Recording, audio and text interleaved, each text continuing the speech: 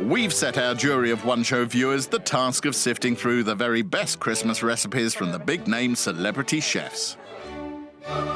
They've already decided on their ultimate main course, but now it's on to 3 of the most popular desserts. Will they choose Raymond Blanc's Christmas pudding or James Martin's? Will it be Mary Berry's rum sauce or Nigel Slater's? Will it be Delia's Yule log or the Harry Bikers? The jury can choose between recipes from cookbooks or the internet. For me, Mrs. Beaton, something really traditional if you're going to have lots of fruit. I quite like the sound of rum in a sauce rather than brandy, the traditional brandy batter. After a ding-dong Christmas debate, our panel has chosen their favourite Yule logs, Christmas puddings and sauces. But what will the kitchen make of these recipes? The chefs from Bristol's Hotel du Vin are primed, ready to serve up the Christmas desserts for our taste test.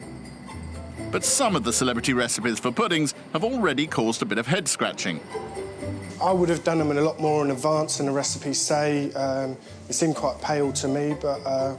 So it's a colour thing you're used to? Yeah, I'm used to a dark Christmas pudding, doing it a few months in advance, putting quite a bit of Guinness into it to give it that colour and extra flavour. And the jury have shortlisted a Victorian recipe for brandy and almond butter from Mrs. Beaton.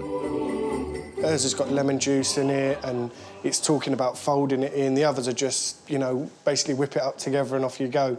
At last, it's serving time for the best desserts from the celebrity Christmas recipes, starting with the Christmas puds, some more conventional than others.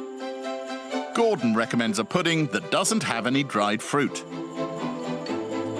I think Gordon Ramsay for me. I'm not sure what it was, it just really did stand out. It's not a Christmas pudding, that's why.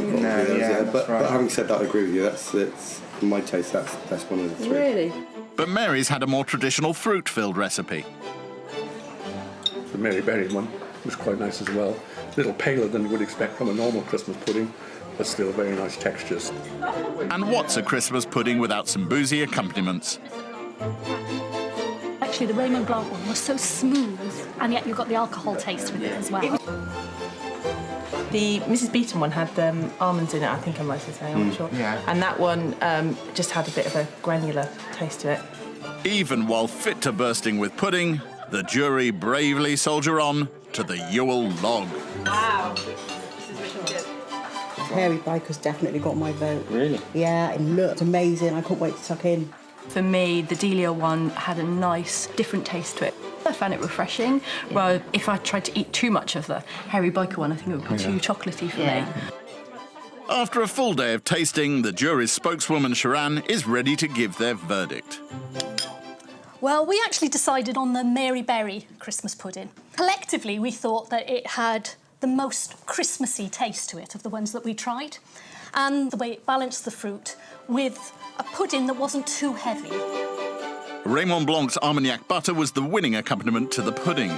We liked the light texture of that and the fact that the alcohol taste really did come through, but wasn't overpowering. The jury also gave a second dessert win to Mary Berry for her Yule log. We really liked the rich chocolatey taste and the bitterness of the chocolate, which was completely offset by the sweetness of the apricot jam. So there it is, from James Martin to Nigella, to the Harrys and the Marys, the best Christmas recipes the celebrity chefs have to offer is complete with the dessert course.